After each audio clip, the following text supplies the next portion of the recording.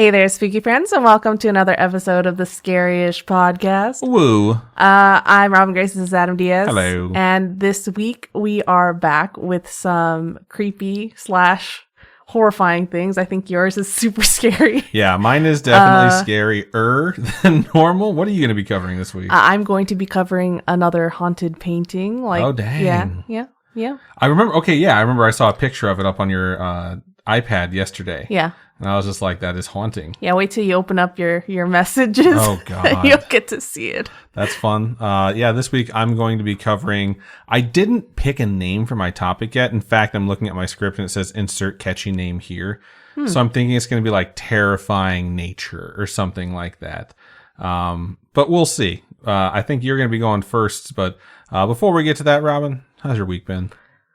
It's been good. It's been heckin' rainy. Yeah. Very strange. It snowed today. It was nuts. Like, wow. Southern California. It's like I was told before I moved here, there was a drought. Since I've been here, it's like I moved to the Pacific Northwest or back to Northwest Indiana because it fucking snowed today. Yeah. Which is crazy. Lots of roads have been closed because of the snow. Yeah, not where we live, but we got a poppy super bloom in our town, and our town like went on record to say stay the fuck out of our town because people were parking on the side of the freeway to take pictures of it. It was very pretty, don't get me wrong. This but day has just been very strange because this morning I was on my way to work and I saw a car fire on the side of the road and 2 fire trucks trying to put out this car fire. And then further up the road, there was a car that swerved off the road because it was raining into the ditch. And so there was another 2 fire trucks. Last night when you got home, there was someone who was driving around like a maniac in our neighborhood. Yeah, they almost hit me driving in because they were reversing incredibly fast out of our neighborhood.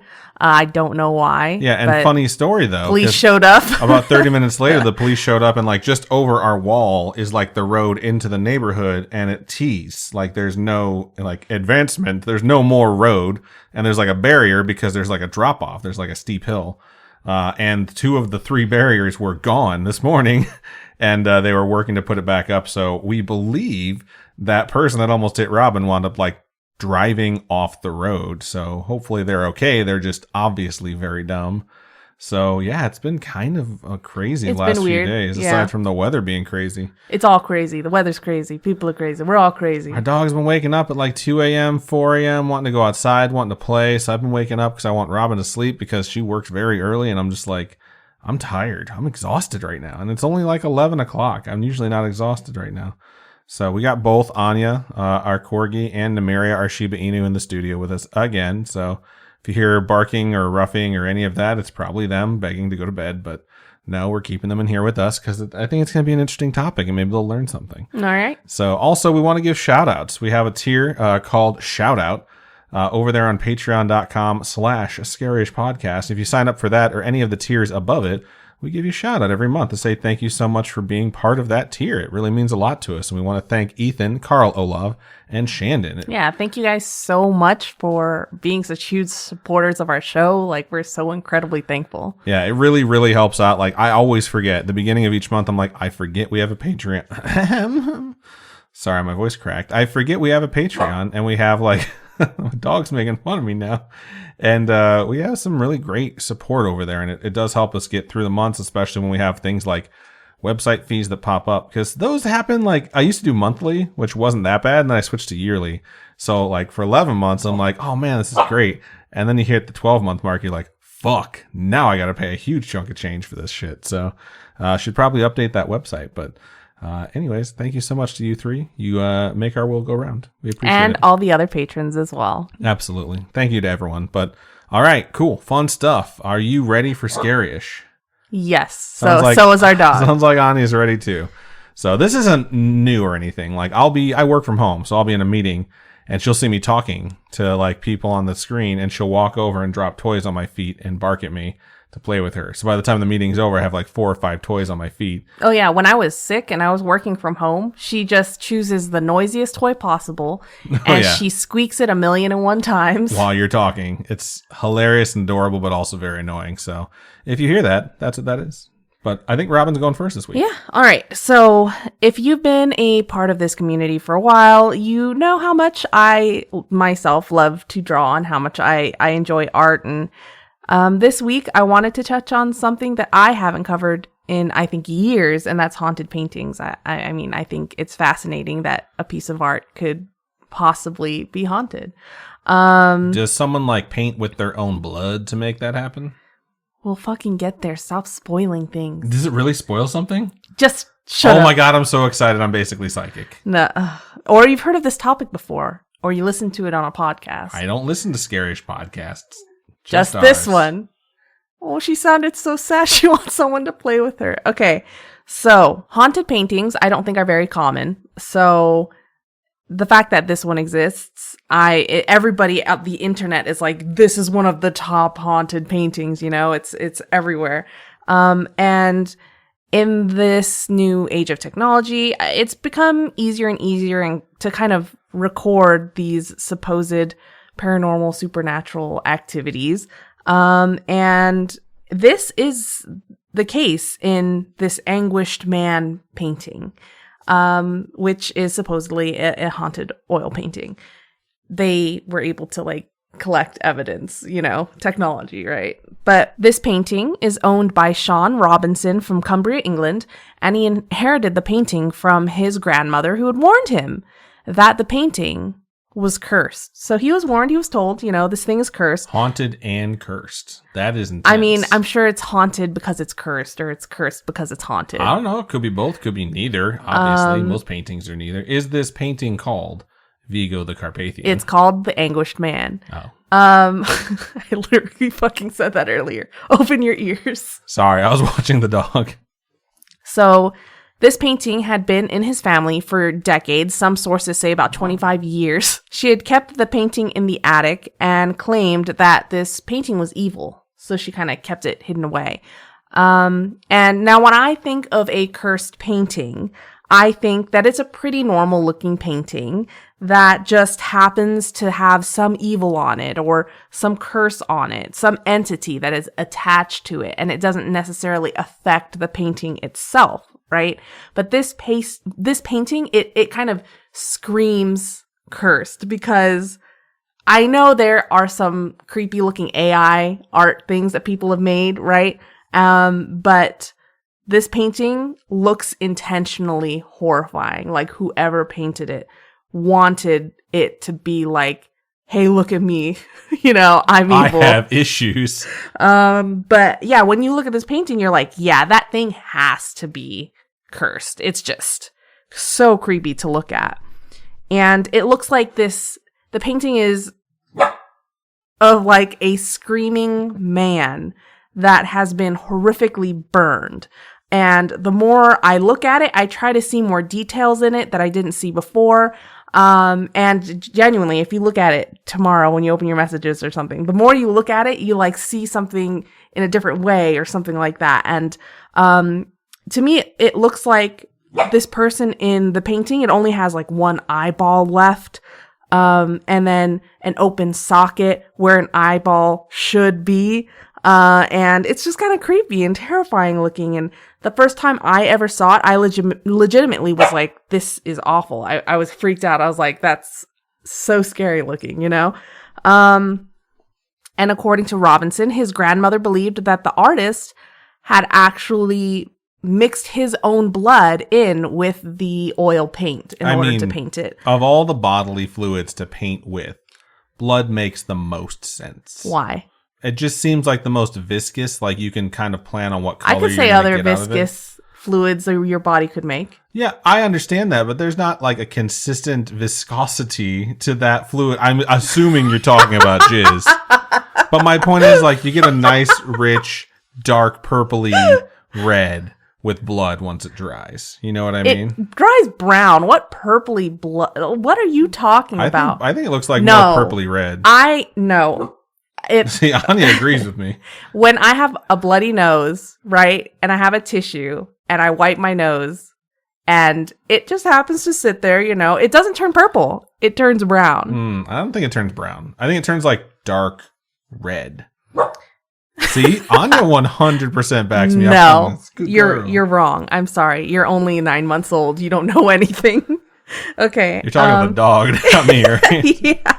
You're 37. You have no excuse. God, I'm so close to 38. I've just begun thinking I'm 38. I almost corrected you. Oh my God. Anyway, so yeah, so this supposedly this artist mixed his own blood in with this paint and painted this painting with it, but soon after proceeded to take his own life. So that is kind of like the cursed history behind this painting, right? Robinson was fascinated by this painting when he inherited it. Despite his grandmother's warning, he held on to it, and his wife was not at all into it. His wife was like, this is horrifying. I am not the biggest fan. Like, no. So, after seeing it myself, I can 100% understand why she would not want this in her home. So if I went to an estate sale and came home with this thing. Okay, I was just talking to someone the other day. I was like, I can't do estate sales. It was you. I was talking to you. I can't do estate sales. They're horrifying. Everything is haunted. There's no flipping way. It wasn't me. We've had this conversation before, but we haven't had that conversation recently. That's for sure. I'm just like, no estate sales. I'm sure everything is really cheap, you know, and you can find some really cool stuff.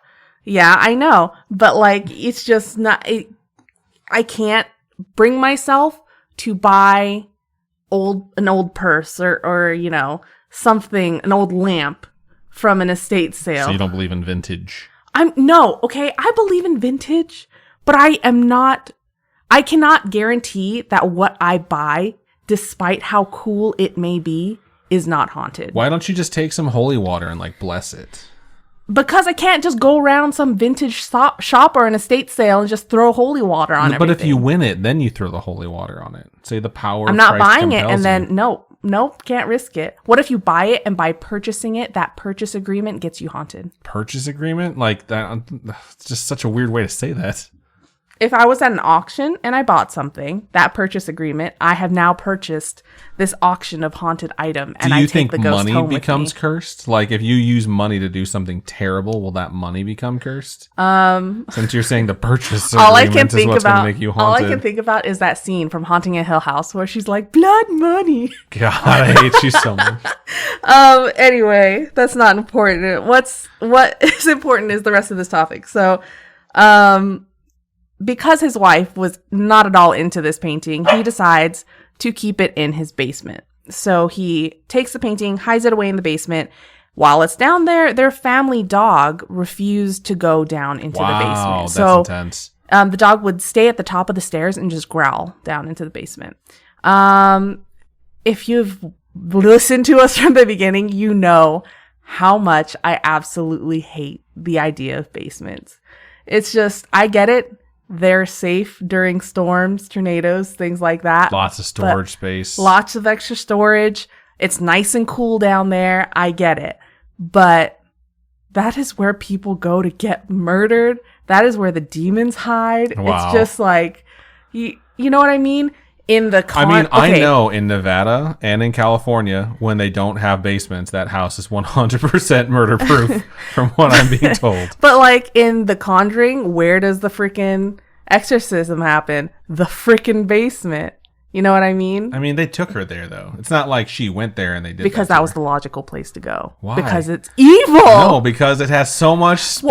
Well, okay, no. They blocked off the basement in the beginning of the movie. Remember when the kids fall into the closet and it breaks that panel, hiding the basement door? No, I don't really remember that part. I apologize. I thought the basement just had a door. No, dog. It was a closet. It was a door. Open the door. It's a closet. The kids played, broke a panel in the closet, and it opened this thing down into a basement. I've watched this movie 50 bajillion times. Like, I'm mixing up like an Annabelle creation where they find like the evil closet where they hid the doll.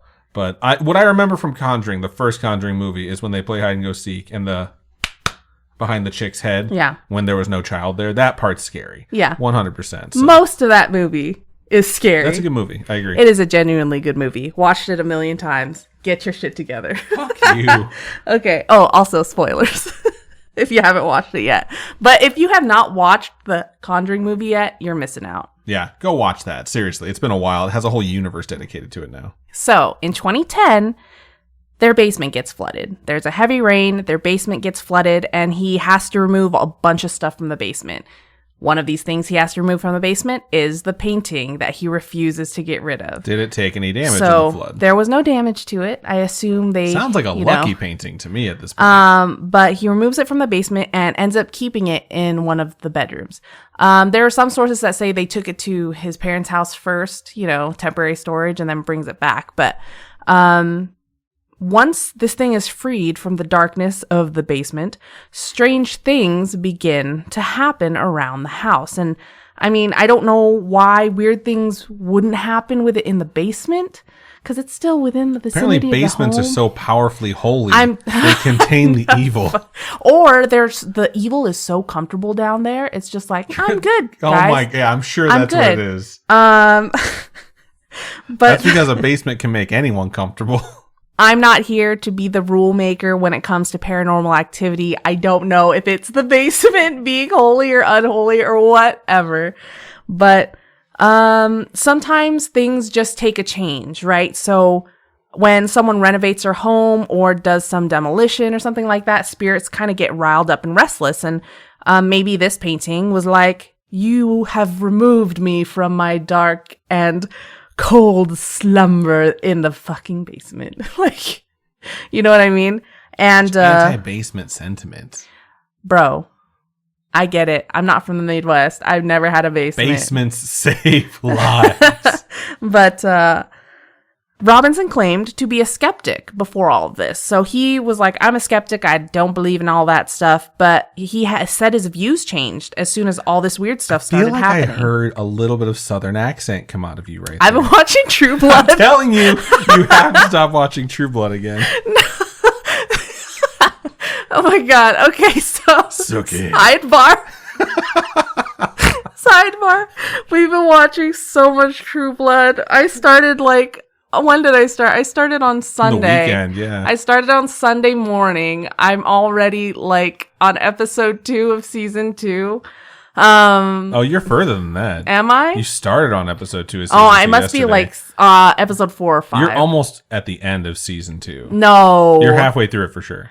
Oh my god. We've been watching a lot of True Blood, and man, that was a Southern accent that just came out of it. It was funny because we were watching, we finished season 1 on Sunday, and Adam was just like, we should have named our dog Suki. Yeah. And I was like... So we named our dog after a mind reader. Yeah, we named her after a character from Spy Family, but I was like, if we do get another dog, we have to name her Suki, but instead of naming her Suki, like Sookie, you have to name her how it's pronounced, which is Suki. I was like, imagine yelling out the back door when you wanted to be like, Suki.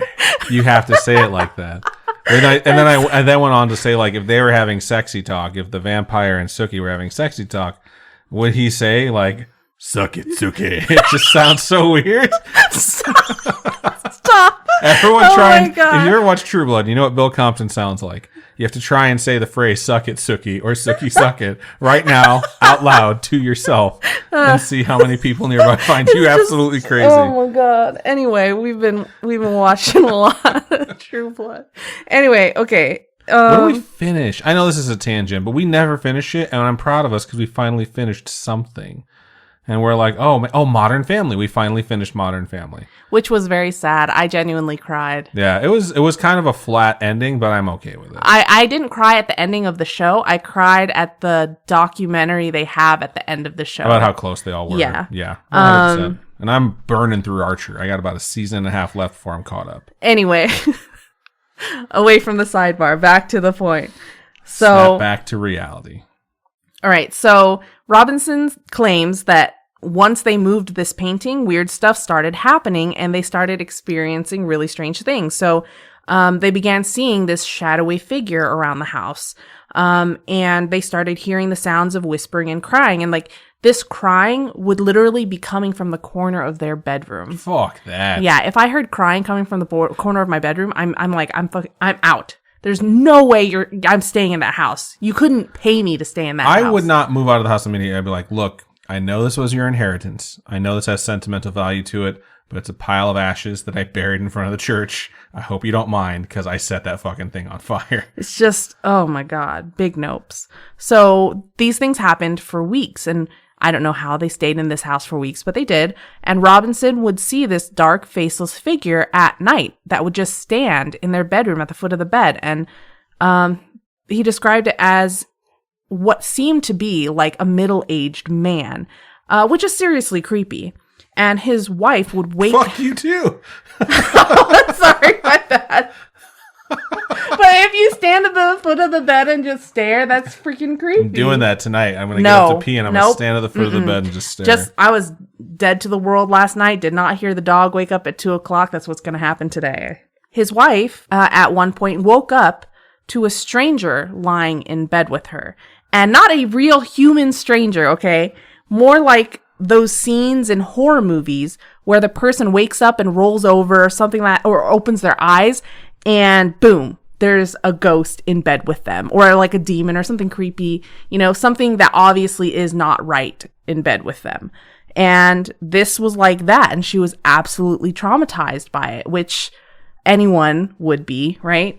Unless you're into that, I guess. But finally. So the couple's son, Keenan, was actually pushed down the stairs by an invisible presence/force. And this was what led them to start documenting these occurrences because it started putting their family in danger. And in 2011, Robinson began uploading videos of what they would catch on camera because everybody had a YouTube channel back then or these days. They still do. He uploaded a video titled Ghost Activity Caught on Tape, Haunted Painting, The Anguished Man. Very straightforward, gives you all the details you need to know, all your clickbait words. The video garnered over 1 million views. It's a lot of views. We get a fraction of those. I think my most popular video I've ever made is literally from Indiana Jones. It's a clip of Indiana Jones and the Last Crusade where he just goes, "Let it go." And I put that there because I wanted to send it to someone who was bitching about something in text message form. So I just uploaded that snippet, and then I went back and checked it a couple years later, and it had 100,000 views. And someone said I Googled this to find that song from Frozen.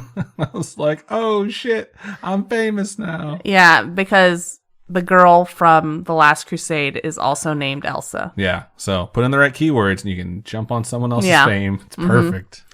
Anyway, so the video was taken in one of their bedrooms, and it was taken over the course of 8 hours. Apparently, they had the camera on the painting for 3 days in a row. And so it was 4 hours each day or something like that, which does not equal 8 hours, but here we are. So this amount of time that they recorded was condensed down into 3-minute clips or something. And in the video, the bedroom door would close on its own as the painting was in the room. And you could hear loud banging or the sounds of scraping. He kept uploading more videos and updates, and these videos would consist of these strange sounds, more weird things. What looked like a ghostly figure would run past the camera. There were even clips of the painting toppling over on its own. And while the painting was in the bedroom, his wife reported feeling someone stroking her hair while she was in the bathroom. That's so sweet. Sometimes you just want to pet someone. One of the updates had him moving into his parents' house temporarily and taking the painting with him, which is what I was saying earlier, right? So some sources say he after moving it from the basement, moved it to his parents' house temporarily. But timelines are a little bit confusing. But he moved in temporarily with his parents and took the painting with him. And then within days, noises started happening at his parents' house. And on the third night, his father actually fell down the stairs or was pushed down the stairs. Wow. And it was similar to what happened to his son. Luckily, his father was unharmed, but it was something where it's this is creepy and scary and really dangerous for his family. So there are 9 videos on his channel, and it was last updated in 2018. So, I mean, that's 5 years ago, but still, it's fairly recent. I would have made I would have grabbed one of my webcams, pointed at the wall the thing was hanging, got on Twitch, started a live stream, and just left it running. Like, I'm not even joking. I wouldn't have turned it off at all. I would have just let it stream 24/7 so people could come in and look at the scary thing and send me money. Like, I take bits and donations. So, of course, in the current age of technology, there are always those that are going to be a part of the internet that come out screaming that it's fake. Because why not, right? There's so much technology these days with the new emerging freaking AI technology that you can kind of freaking do whatever. Have you used the thing on TikTok yet? No. Where you can turn, whatever into an anime thing? Here's the thing about TikTok. I was told TikTok was coming off all phones in the US like years ago. So I was like, oh, I better not get into it. Then that didn't happen. Then I was told that again recently. Then it didn't happen. Now I saw that there's 30 days remaining for government employees to get it off their phones. And then eventually it's going to be taken off. So I'm just like, I'm going to stay away from TikTok. Seems pretty haunted. So I have not seen whatever you're talking about. Okay. There's an AI filter on TikTok that turns you into an anime character. And that's the thing that people have been using to kind of catch ghosts. So they'll take a picture of a room with this AI filter, and sometimes there will be an anime person in the photo when there's nobody in that room. It's terrifying. So it's pretty cool. People have been doing it in nursing homes, things like that. Oh, yeah, it's the best place to do it. Maybe go to the fucking graveyard and see what happens. So I think that's pretty neat. But yeah, so there's a lot of technology these days. A lot of things can be faked. I mean, there's freaking deep fake technology, all that stuff. In an episode of Discovery Channel's Weird or What from 2012, they had a segment about the Anguished Man. And this show covered a lot of different unexplained mysteries. On this segment, however, a paranormal investigator named Mike St. Clair was interviewed, and according to him, Robinson's videos were a hoax. In his explanation, he points out all the different things that could easily be done through editing, tricks, illusions, things like that, to make the things that are on his videos happen. And things like pulling the door shut or the painting toppling over could easily be, fishing wire, something like that. I mean, I get sent a lot of videos, especially from friend of the show, Ralph. And they're usually of stuff that's like haunted, or like something's freaked me out. Proof of ghosts exists, stuff like that. I think there's been one thing that he's sent, maybe two, where I was like stumped, where I'm like, you couldn't fake that. The rest of them, it's like, oh, you could absolutely fake this. Like, I could take a fucking cell phone and fake this in 10 minutes, So it's hard when stuff like that goes up on the internet when you're like, right. You could, like, everything about this is 100% fakeable, but I'm just supposed to trust the anonymous person on the internet that this is real. Yeah.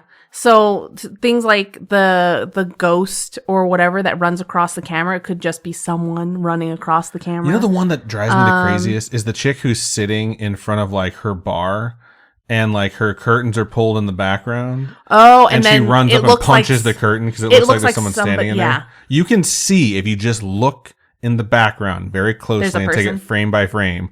Someone is in there that crouches down, and when she runs over there, they like try and sneak out of the frame. And you can see them sneaking out of the frame. And people have sent that to me so many times, like, that's a ghost. I'm like, no, that's a person. And more importantly, why would anyone frame the fucking camera where they're barely in it when they're trying to focus on what's happening in their hand so you can see the fucking patio door? It's like they framed it to show you what they wanted you to see, which is the ghost that just randomly popped up. It's like, think about the intentions of when people make those videos. It drives me crazy. Continuing on. Well, no, the things that weirds me out is like Teslas, when they sense a ghost. Sense Teslas people tend to make ghosts too. They just fucking drive you into shit. Like every time I turn on like the news, it's just like, oh look, Tesla auto drove another person to the grave. Oh, no, there's that one article from years and years and years ago where the Tesla drove through an airfield and crashed into an airplane. Oh, I didn't hear about that. You didn't see that? Somebody used call their car, and their car drove through the airport area and was like dragging through planes. Wow. No, I didn't see that. I thought you were going to bring up when they drive to the cemetery and they see like people standing on the side of the road. No. I'm just mentioning bad technology. Okay, cool. Anyway, continuing on for real this time. So Robinson appeared on this segment as well in order to address the rumors that his videos were a hoax. And he explains his story and the situation and everything that's going on. And he states, quote, "A lot of people are skeptical, and I understand that because I was a skeptic myself, and I still am. But the footage is there for you to see. It wasn't faked. There could be a perfectly reasonable explanation, but I haven't found it yet," end quote. The other side of the internet came out in force to grow the legend of the Anguished Man, because there's always going to be people that are like, that's fake. And there's always going to be the people that are like, I want to believe. I hate both sides equally. So it became its own urban legend of sorts, and stories were written about it on Reddit and on creepypasta. There's a creepypasta about it that pretty much covers the same origin, where, you know, this guy gets inherited a painting, and in this version, though, the main character, Michael, hangs this painting up in his bedroom, and when he wakes up, his ear is slit and the wall is covered in horrifying messages written in blood. Because it's a creepypasta and they have to make it super creepy. Right. But Robinson is the real life guy. Sean Robinson, who has this painting, is still fine. He hasn't destroyed the painting or anything, but he has moved it back into the basement or into storage or something like that, in hopes of avoiding any other possible dangers to his family. And as soon as he put it away and didn't have it within the home, everything stopped. So, you know. So it's defeatable. It's containable. You could say it's one of those SCPs that's containable. Oh, I hate you so much. So, yeah, the legend of the Anguished Man has grown to the point where you can buy a copy or print or put it on a t-shirt or whatever. And Robinson does state that he has no intention of selling his original painting, even though there are copies that have popped up on eBay, or like, you know, supposed like, oh, this is the original painting. So did they test it to find out whether or not it's painted in blood? I don't know if they've ever actually tested it. Because there should be someone's DNA on You could easily test that, yeah. But I don't think, I haven't read anything about them actually testing the paint on the painting. There were rumors in 2019 that they were going to make a movie based on the painting. Of course. But I haven't seen anything since, so I don't know if it got canceled. It's been 4 years, who knows. But yeah, that is the story of the Anguished Man. It's a really good story. Sorry for all the tangents. Yeah, we do that. My brain was all about it, but it was a really good story. If you're new, welcome. Yeah. Also, this is normal. Yeah, if you start on episode 259, one, odd choice, but two, yeah, that happens sometimes. Yeah, that was really good. I was really expecting you to tell me that they had tested it and there was actually blood in the painting. I wish. So. That would be really cool. That would be, you guys should do that. A step someone would take to show that the painting was cursed or haunted to back up the backstory, but I think this guy is just, you know, understanding whether or not this painting's haunted or cursed or whatever. He's definitely recognizing it as an opportunity for an additional source of income. It's going to be my next project. I'm going to paint it. You're going to paint this thing, or you're just going to paint your own haunted painting? No, I'm going to paint this thing. I'm going to recreate it. You should paint something super adorable, like how you painted, I think, Isabel from Animal Crossing. But you should use your blood. Oh that my way it's God. like, not only is it cute, but it's also cursed. Her character's yellow. You know that, right? Anyway. Anyways. All right. So before we move into my topic, we're going to take a quick commercial break.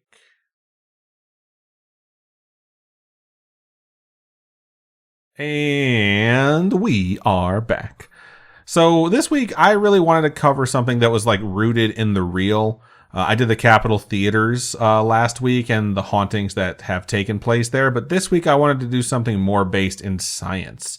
And I thought about doing true crime, but I wanted to do something a little less about humans being awful and more about nature being terrifying. So without further ado, I present to you, I think I'm going to call this Terrifying Nature 1. All right.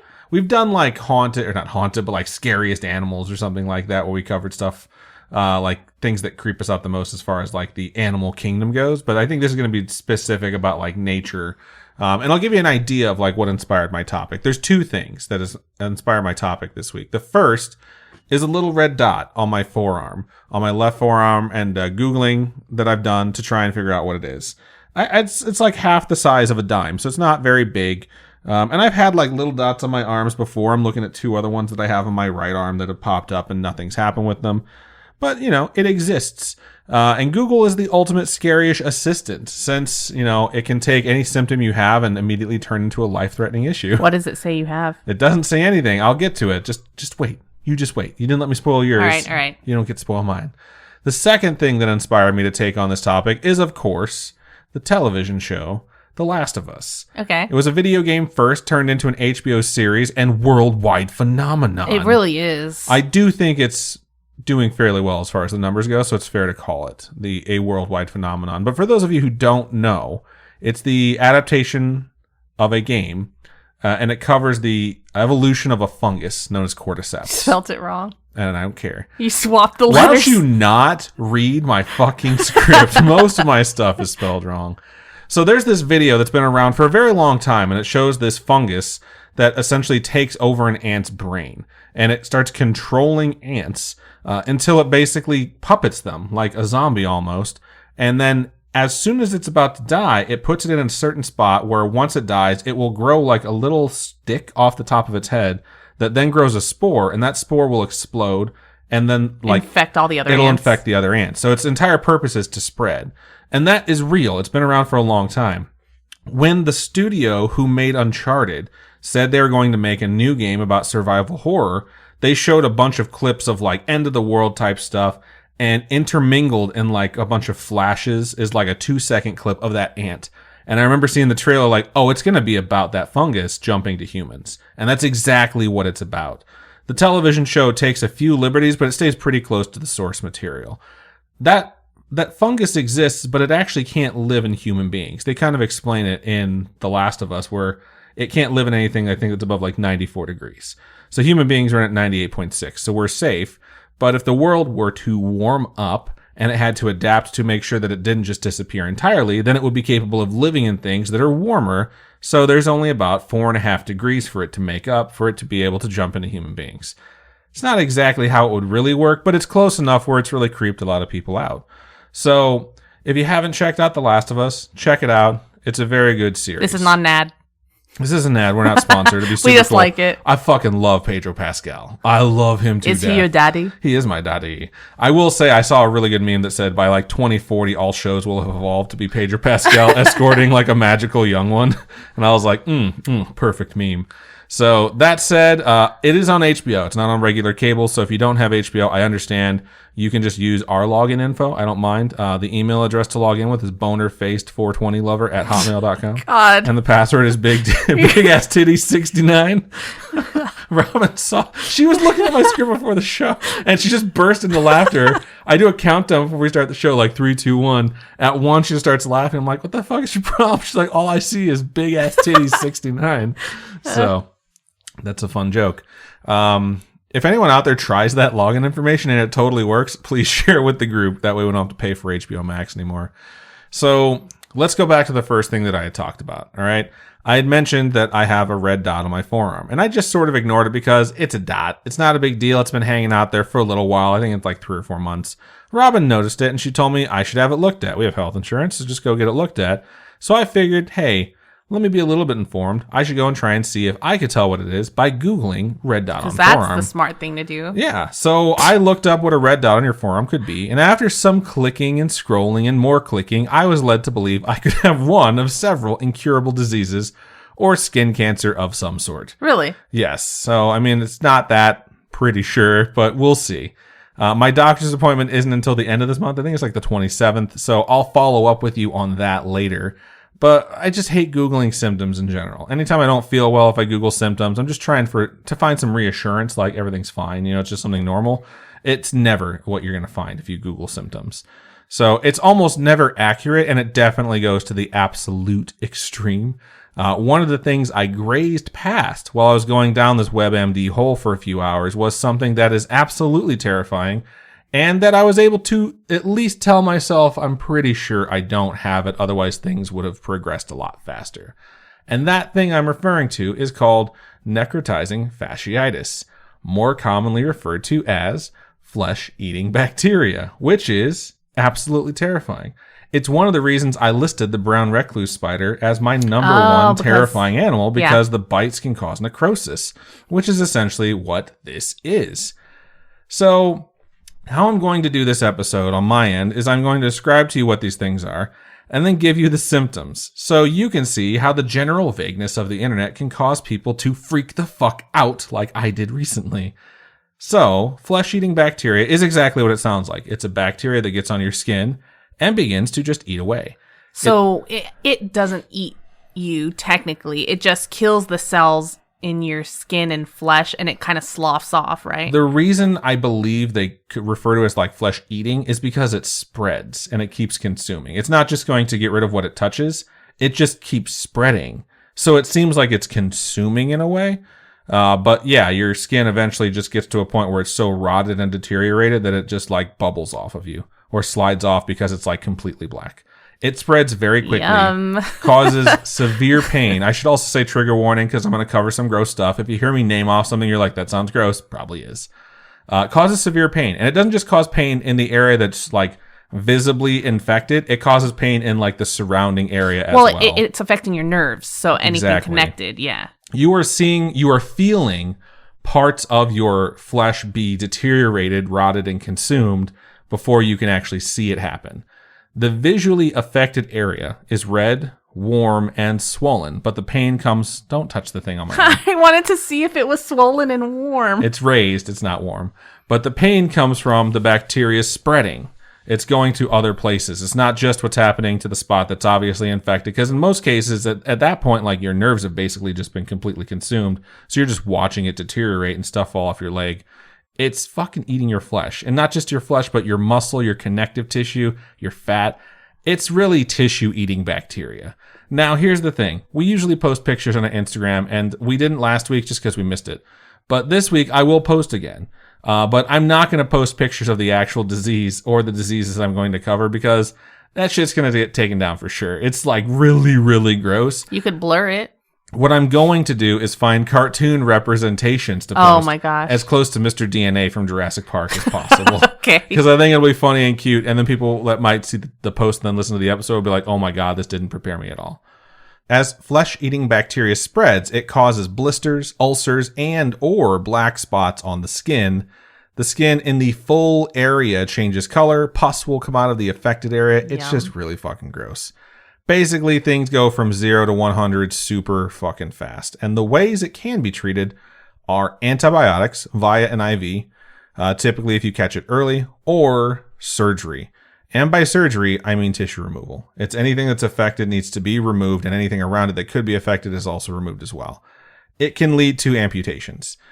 After one or both of those treatments are applied, you have to monitor everything nearby, wherever it could have been, very, very closely to see if it's still spreading or not, because if it is, you have to go and get another surgery. It leads to sepsis, shock, organ failure, and of course, the good old classic, death. Up to 1 in 5 people who contract necrotizing fasciitis die from the infection, according to the CDC. So about 20% mortality rate, which is substantial. So, how do you know if you have it? I'm assuming my skin feels real hot and what is it called? How would you know like right away though? Like maybe you have flesh-eating bacteria and you can catch it super early. How would you know? Well, it starts out as a red, warm, or swollen area of the skin. So like a slightly raised red dot on someone's, forearm, which is terrifying, but this thing has been the same size for about 3 months, so I'm okay. That's where my symptoms stop aligning with this. It starts out usually in a cut or a scrape or a burn, an insect bite, a puncture wound, and or surgical wounds. And all it takes is for the bacteria to make its way into the break in your skin, and then off it goes. That's not to say that it only takes place like this. It can also affect tissue affected by blunt trauma that doesn't break the skin. So really? Tissue that's been affected or weakened or harmed. The ways to prevent getting it are pretty simple. Wash your hands often and clean up any wounds you may have. If you get a wound, obviously you're going to take care of it. If you don't, you're kind of crazy. And if you don't wash your hands, start washing your fucking hands. We just went through a global pandemic. I don't need you spreading germs. And you know what? Maybe you're going to get flesh-eating bacteria as a punishment. Just fucking saying. What the heck? Just fucking saying. So that old adage of rubbing dirt in it probably doesn't help either. I'm not a doctor, just a person who freaks himself out Googling symptoms, but I can't imagine rubbing dirt into wounds is a good way of taking care of it. You might be exposing yourself to bacteria of some sort. Flesh-eating bacteria is nasty, and proof nature is vicious and wants us gone as much as it seems to in The Last of Us. It is not super common.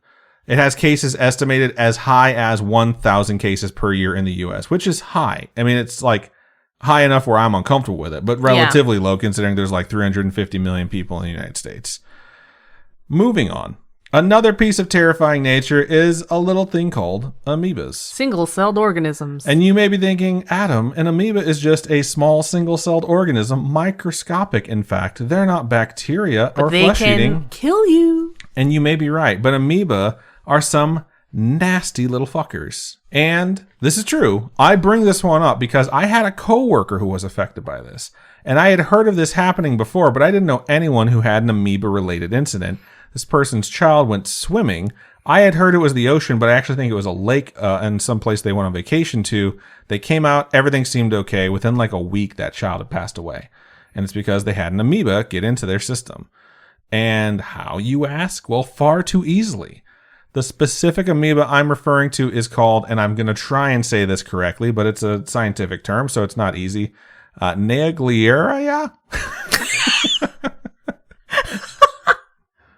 Naegleria fowleri, which I think is how you say it, otherwise known as the brain-eating amoeba. It lives in fresh, warm water and soil around the world. The most common way the amoeba enters the body is through the nose or ears while individuals are swimming. I used to swim in this pond about a mile behind the house I grew up in, and man, this really makes me wonder how often I just barely avoided these damn things, because it wasn't like the cleanest pond in the world. It wasn't dirty, but it wasn't clean for sure. And I used to just go in there all the time. Like, I just ride my bike, get down there, and just jump in the pond. So from what I've read, brain-eating amoeba seems to prefer hotter temperatures and can grow in areas up to 115 degrees. So it can hang out in places pretty hot. And that means it can live in hot springs and other naturally occurring hot water spots in addition to lakes and rivers.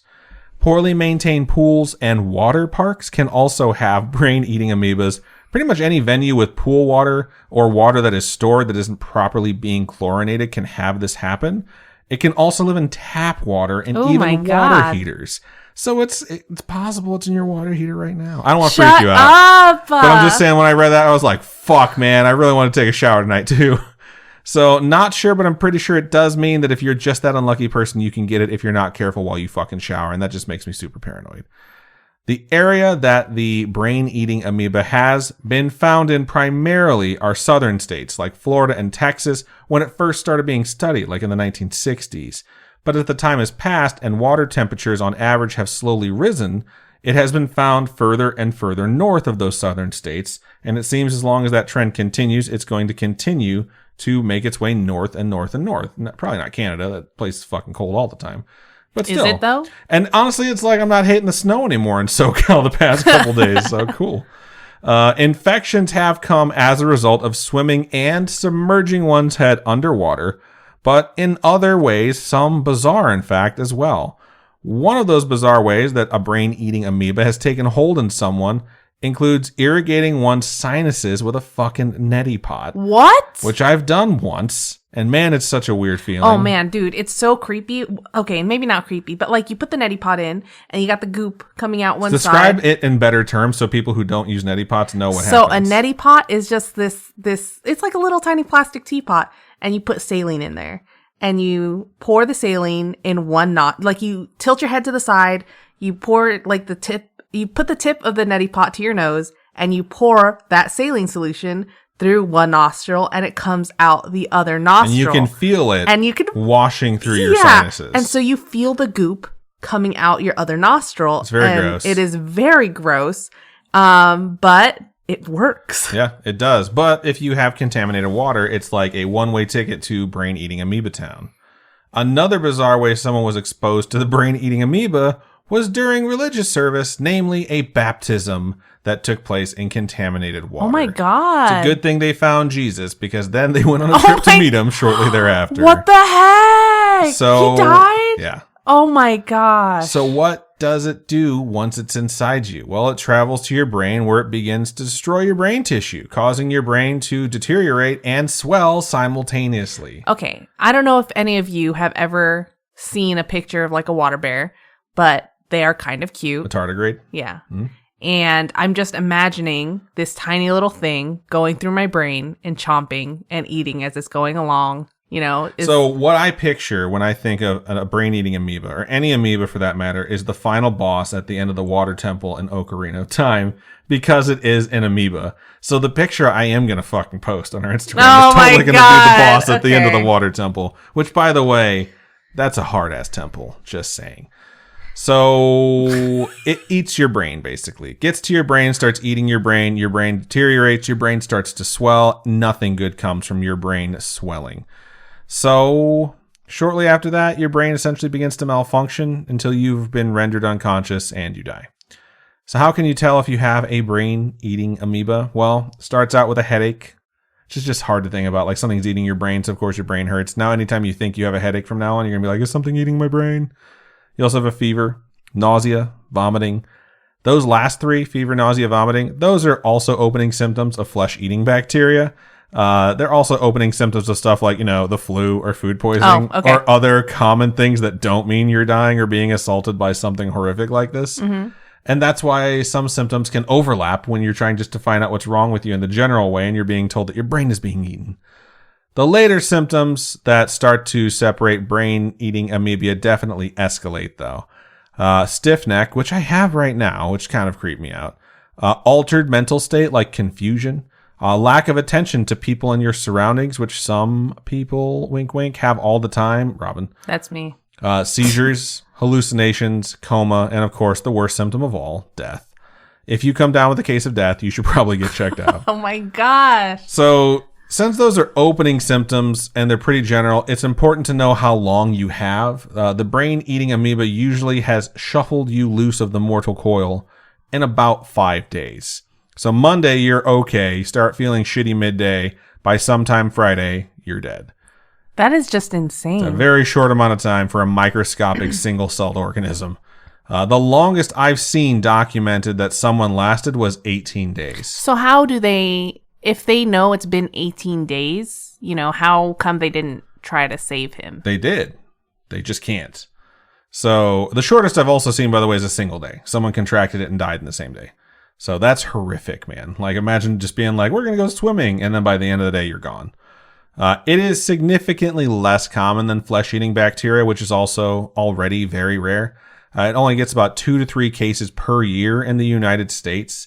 That said, from 1962 to 2021, there have been 154 diagnosed and confirmed cases of this amoeba attacking someone's brain. 4 of those cases resulted in the individual surviving. 150 of those resulted in the person dying, which is a fuck ton. That's it's a high awful. mortality rate. Like, people basically, if you get this, like, you're going to need a miracle, which is horrifying because, like, there's no main way to avoid it aside from don't go near contaminated water ever, or just normal water, because it's kind of impossible to know whether or not it's in there, because it doesn't necessarily mean like you're going swimming in a lake or a river that it's contaminated. It just might have something in there that's natural and exists in nature that will fucking kill you. So don't go chasing waterfalls. Yeah, stick to the lakes and the rivers that you're used to, which probably isn't a good idea either. Just stop going swimming in nature, basically. So the last thing I'm going to cover is probably the grossest. If you're not looking to hear some gruesome details, I'm going to tone it down. I'm going to be honest with you. I left out some stuff on this one because it's pretty gross. But if you're super squeamish, just skip ahead like 5 minutes because this one's not going to take terribly long. So good news up front on this one. This one is rarely fatal. I think I've only found like 2 documented cases of this being fatal. That number is probably low because the internet's full of shit. But it is documented as being like non-fatal, essentially. This also came up in my search to find out what's the red dot on my arm. Oh my God. So to keep this tolerable, I'll just describe the scenario in which this would play out. One day, you'd notice that you have a red spot on your body, maybe your forearm. Typically, is going to occur on your arms and legs, and it would also be multiple, not just a single one. You have multiple. I have an extra one, like a tiny little baby one, so that's why I'm definitely going to the doctor. Anyways, that's not how that works. So the spots turn into blisters, and those blisters are painful, indicating that they may be infected. So you go and see your doctor, and you say, hey, there's something wrong. I have red dots all over me. And they ask you, did you happen to drink any stagnant water, say, oh my God. a year ago? Oh my God. Is this something where you like swallow a bunch of eggs of some creature and then they start birthing inside your blood or your flesh and then it's starting to eat its way out of your arm? You're spiraling. Can you chill the fuck out? Well, if you answer yes to the fact that you drank stagnant water, that's probably the cause of it, because this slice of offal takes about a full year to develop. And once it does, you develop these multiple blisters. And once those blisters pop, you will see a thin, white worm hanging out of your limb. Because it has been living in your tissue and growing there for a full year. And you might think, that's gross as fuck, but hey, let's just pull it out. Nope. Because that slimy little fucker, which are, by the way, very long, will break off. They're very, very brittle. And if you know anything about worms, you know that piece is still going to be inside you and will continue to live and grow. There is no known drug for this. There is no vaccine to prevent this. It is called guinea worm disease, and you basically just need to drink clean water. Don't drink contaminated water. The way to remove the worm is to wrap it around a stick or small object and slowly pull it out. And by slowly, I mean painfully slowly. Not so much painful as it is just tedious. It's a few centimeters a day, and the process to remove a single worm takes weeks. During those weeks, you basically look like you have long ramen noodles stuck to your skin, hanging out of open wounds, and it is so fucking gross. Did you look at a picture? They're awful. Really? Yeah, they're so bad. Oh, fuck. So here's some of the good news. It's not fatal, like I mentioned, and permanent damage is not common. Once they're removed, you will typically heal. Wouldn't that mean it would be like in your head and Not necessarily. It usually only shows up in your arms and legs. Okay. Yeah, and on top of that, it is exceedingly rare. And that part of it is new, actually. The consumption of stagnant water in some of the poorer parts of the world is extremely common and was significantly more common in the mid-1980s. And in the mid-1980s, the human cases around the world were around 3.5 million per year. 3.5 million people dealing with these worms growing out of their skin. Since the discovery of simple and cheap filtration, lots of ways to consume water, even from stagnant ponds, have made their way to those specific regions, and they have been effective as fuck. And when I say effective, I mean it. There's only 15 cases that were documented in 2021. So less than 40 years, it's gone from 3.5 million cases to 15 cases. Yet it still showed up on my fucking Google search. Like, what the fuck, Google? Seriously? So it's kind of creepy to think about. It's definitely a gross one, but I think this one is just one that I saw and I had to share with you because I can't believe I just Googled red dot on my arm and this is some of the shit that I got, because you really just shouldn't Google symptoms. The Last of Us has definitely made people realize that if nature wants us gone, we will probably not be around much longer. But just getting a slight red bump on your forearm can cause two of these things to show up in your search for answers if you decide to take to the internet to look it up. If I've learned anything from this round of Googling symptoms, it's to wash my hands, never go swimming again, and never drink water, only soda from here on out, because they're so much filled with poison, I doubt any of those things could exist in there anyways. And that, my spooky friends, is Terrifying Nature. Yeah, that was pretty fucking awful. Yeah, I hope you enjoyed it. Yeah, thanks. Now let's go watch The Last of Us before. Oh my, no. It's funny too because The those Last things, of Us is almost over. those really thin, long white worms look just like the cordyceps from the show. Like really? When they're coming out of their mouths? Yeah, I was just like, oh my fucking God, this looks so much like it. And I was like saving it for the show. So I'm not going to post that picture. I found some really funny pictures for you guys, y'all. I found an angry worm cartoon. It looks hilarious. So dumb. So I hope you enjoy them. I hope you enjoyed the topic and it wasn't too gruesome. Also, feel free to post stuff in our topic suggestions channel on our Discord. If you want to join our Discord, go over to Scaryish.com. There's a ticker that runs across the top of it, and one of those things says join our Discord. Click that, and you can join it. There's a lot of channels in there. Or you can just email us or hit us up on our social medias and say, hey, I have a topic suggestion, and now you can include stuff like this. Because I've officially I broke the seal on... Cracked open this can of worms. I'm sure Faye, when she was listening to this one, heard some of the stuff I was going over and was like, I have so much more and more accurate information than he does. Mm-hmm. So maybe we can get her to send over some information we could follow up on this topic with. But yeah, hope you enjoyed it. I think that's just about everything we have for episode 259. Like I mentioned, you can reach out to us through our various social medias or our website. If you would like to do that, you could also send us your stories. If you have something creepy, supernatural, spiritual, coincidental, true crime, or extraterrestrial nature that you want to send our way and have read on the show, you can email storytime@scaryish.com. You can hit us up on our website by clicking contact us over there on scaryish.com. It brings up a form. It comes directly to us. We get a lot of them that way. Or hit us up on our social medias. Facebook is facebook.com/scariyishpodcast. Instagram is @scariyishpodcast. And Twitter is @scariyishpod. That's all of them.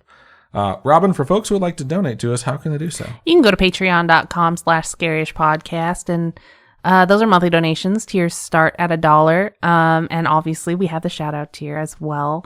So you can check those out. If you're not into the monthly donation type thing, you can also go to coffee, ko-fi.com/scariyishpod.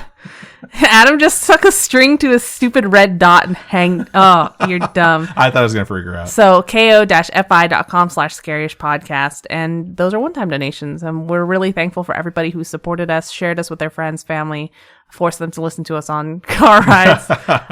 We're really thankful for everyone. Yeah, sincerely we are. Thank you so much. And thank you for listening to episode 259. That is it. So Robin, why don't you go ahead and sign us out? Keep on creeping on, and we'll talk to you guys next week. Bye-bye.